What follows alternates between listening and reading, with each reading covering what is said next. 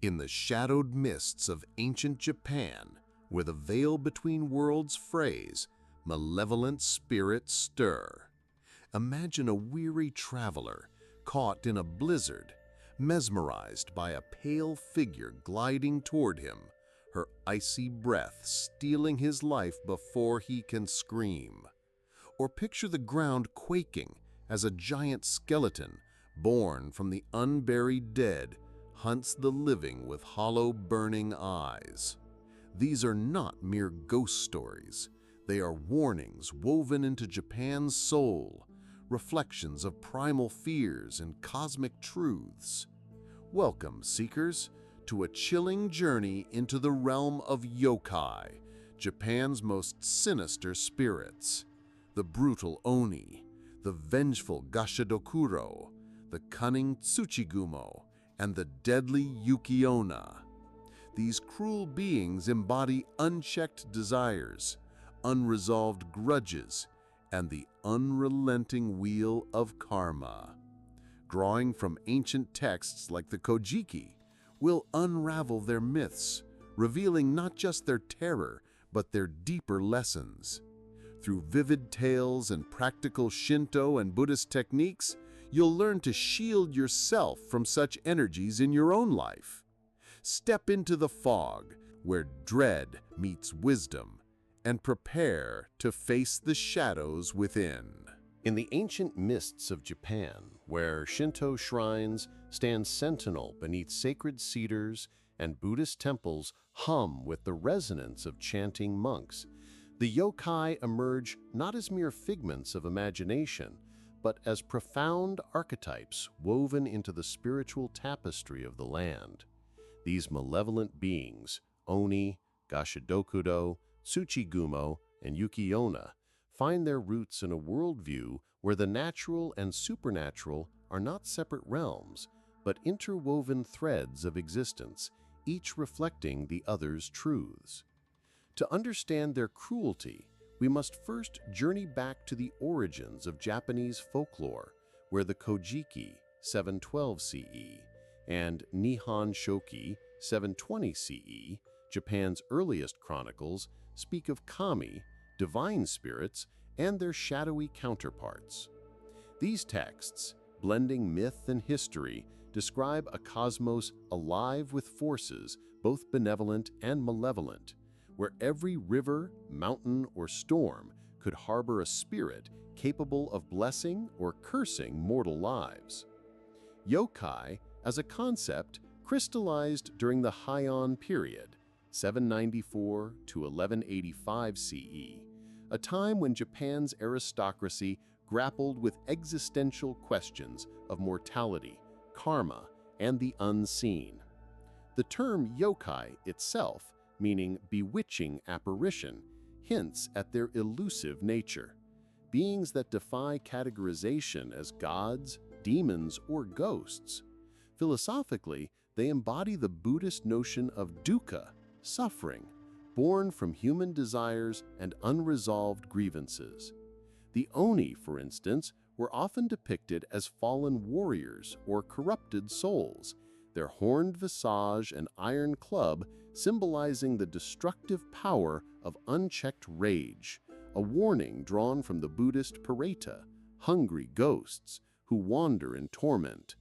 The Gashadokuro, a skeletal colossus, reflects the collective karma of those who died in famine or battle, their bones amassed into a vengeful entity, an echo of Japan's tumultuous Sengoku period, 1467 to 1603, where war and starvation left countless souls unappeased. Tsuchigumo, the monstrous spider yokai, carries a different weight, tied to Shinto's reverence for nature's dualities. Ancient texts like the Fudokeiki describe Tsuchigumo not just as creatures, but as metaphors for rebellious clans who defied the Yamato court, their web-spinning treachery a cautionary tale against deception. Similarly, the yuki-onna, the snow woman, emerges from Japan's harsh winters, embodying the sublime yet lethal beauty of nature, a concept rooted in Shinto's awe for the kami of snow and ice, yet tinged with the Buddhist impermanence of life, as her victims freeze in a fleeting moment of enchantment.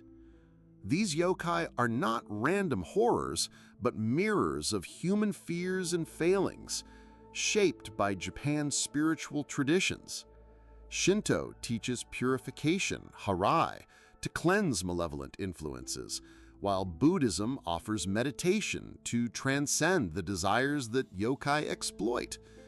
Together, they frame these cruel beings as both warnings and teachers, urging mortals to confront their inner shadows.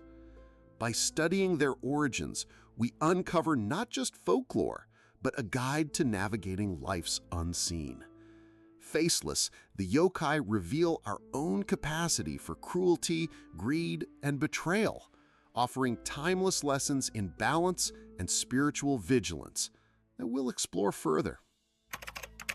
Begin with the oni, the horned demons whose crimson skin and wild manes evoke the primal storm raging within us all. Often depicted as towering brutes wielding kanabo, iron clubs that could shatter mountains, oni symbolize the unchecked fury of ego and desire, a force as destructive as a volcano's eruption, spewing lava that consumes everything in its path.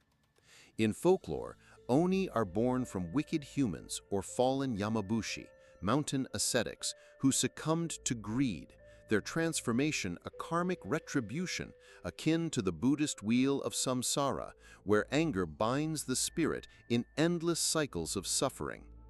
Consider the tale of Shuten Doji, the infamous oni king who terrorized Kyoto, feasting on maidens and sake until slain by the hero Raiko. This story is no mere adventure, it's a metaphor for addiction's grip, the oni's intoxicating revelry mirroring how our own vices, like unchecked ambition or rage, devour our vitality from within. Philosophically, the oni represent the shadow self, as Carl Jung might term it, the repressed aspects we deny, but which grow monstrous in neglect. Their cruelty lies in abduction and torment, often luring victims with illusions of power, much like how societal pressures tempt us into moral compromises. Yet herein lies the esoteric wisdom. Oni are not invincible. Ancient texts like the Taiheki chronicle wards against them. Red beans scattered during Setsuban festivals, symbolizing purification, or the recitation of mantras to quell inner demons. Practically, adapt this to your life. When anger surges like an oni's roar, pause and visualize tossing metaphorical red beans, affirmations such as, "I release this fury to the winds," while breathing deeply in a Shinto-inspired harai ritual. Ground yourself by touching earth, invoking the stability that oni lack, transforming their cruelty into a catalyst for emotional alchemy. Now, shift to the Gashadokuro, a yokai of skeletal horror whose name evokes the rattling skull, a colossal apparition formed from the bones of those who perished in famine or war, unburied and unavenged.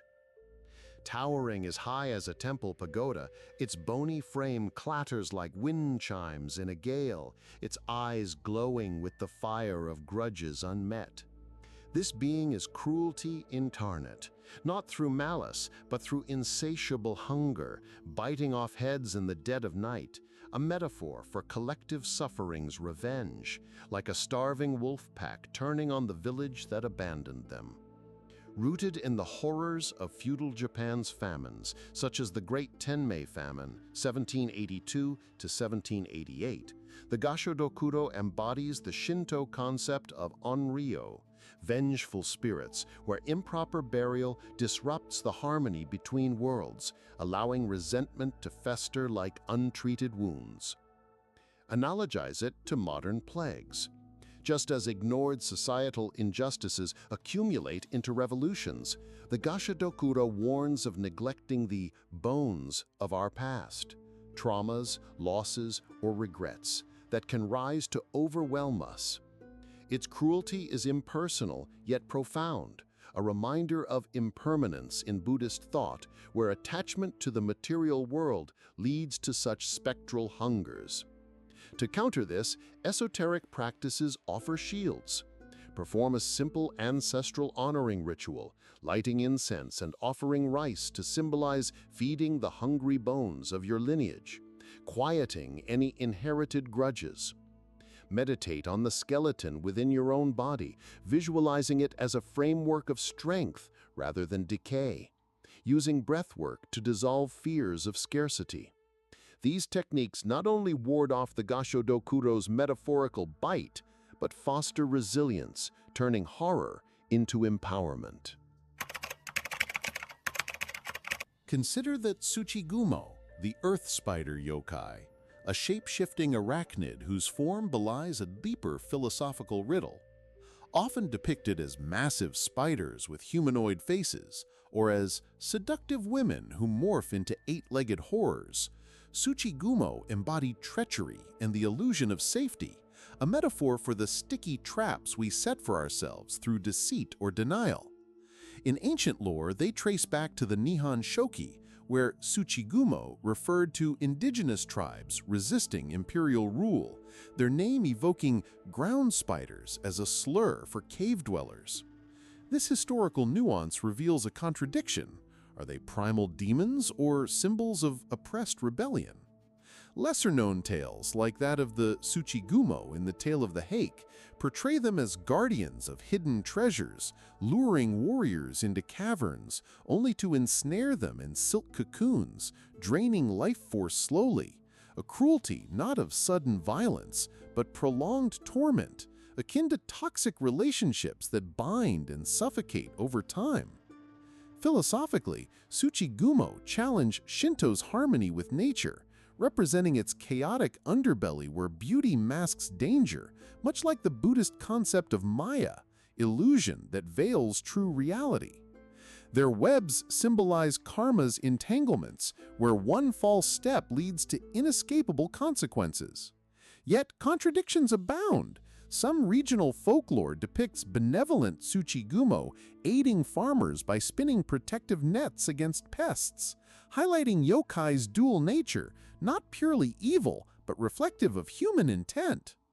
An additional insight comes from the story of Minamoto no Yorimitsu, who slays a Tsuchigumo disguised as a maiden.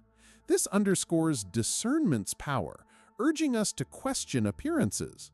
Practically, combat their influence with a visualization technique. Envision your aura as a luminous thread, cutting through illusory webs with a mental sword of clarity. Recite the Shinto Narito prayer for purification while holding a crystal like obsidian, known for grounding and revealing truths. This ritual not only dissolves deceptive energies, but fosters intuition, turning the Tsuchigumo's cruelty into a lesson in vigilant self-awareness. Transitioning to the Yuki Onna, the snow woman, whose ethereal grace conceals a frozen heart, we encounter a yokai of poignant contradictions. Beauty intertwined with lethality, evoking the transient poetry of life itself. Appearing as a pale, raven-haired beauty in white kimono amidst blizzards, she lures travelers with hypnotic whispers, her kiss siphoning warmth until only ice remains. Rooted in the folklore of mountainous regions like Niigata, where winters claim lives mercilessly, Yuki Onna personifies nature's indifferent cruelty, a stark contrast to warmer yokai like the kitsune. Lesser-known aspects reveal her as a tragic figure. In Lafcadio Hearn's retelling in Kwaidan, she spares a young man on condition of secrecy, only to vanish when betrayed, hinting at her own vulnerability, a nuance where victim and predator blur, mirroring Buddhist teachings on attachment's pain. Her cruelty lies in seduction's subtlety, freezing victims in moments of false intimacy, analogous to emotional coldness in human bonds, relationships that drain vitality under guises of affection. Additional examples from Kunjaku Monogatari Shu, the 12th century, portray variants. Some yuki-onna as mothers seeking warmth for ghostly children, adding layers of maternal grief and unresolved karma. This contradiction, destroyer yet pitiable, invites compassion, transforming fear into empathy. Esoterically, she embodies mono no aware, the pathos of impermanence, where winter's beauty foretells spring's renewal. To ward her chill, employ a warming meditation. Sit in lotus position, visualizing inner fire, Tundan energy in Zen practice, radiating like a hearth while chanting Om to melt frozen emotions. Incorporate herbal allies like ginger tea for physical warmth, symbolizing resilience against life's isolating storms. These methods not only shield from yuki-onna's metaphorical frost, but cultivate inner heat, alchemizing despair into renewal. As the echoes of these cruel yokai fade into the twilight mists, we stand at the threshold of revelation, having traversed the shadowed paths where oni rage like tempests of the soul, Gashadukuro rattle with the hunger of forgotten grievances, Tsuchigumo spin webs of illusory deceit, and Yuki-onna whispers frozen promises of oblivion. These beings, drawn from the ancient wellsprings of Japanese esoteric wisdom, are not mere specters to be feared, but profound teachers, reflecting the untamed forces within our own hearts, the unchecked desires, unresolved karmic debts, and the seductive pull of impermanence that define the human journey. Through their historical roots in Shinto purification and Buddhist cycles of suffering, we've seen how they embody the duality of existence, destruction as a precursor to renewal, cruelty as a mirror to our potential for compassion. In dissecting their core essences, we've uncovered metaphors that transcend folklore, the Oni's iron club as a symbol of ego's tyranny, the Gashidokuro's skeletal frame as collective trauma's revenge, the Tsuchigumo's threads as karma's entanglements, and the Yuki-onna's chill as life's fleeting beauty. Nuances reveal contradictions. Their malevolence often stems from human neglect, urging us toward rituals of balance. Practical techniques, from scattering affirmations like red beans to visualizing inner fire against winter's frost, equip you to ward these influences, transforming personal shadows into sources of strength. Now, seeker, let this knowledge ignite your inner flame.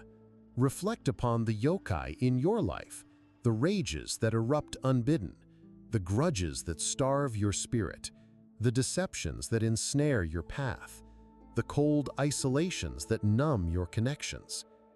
Embrace the ancient arts. Perform a daily harai to cleanse your aura.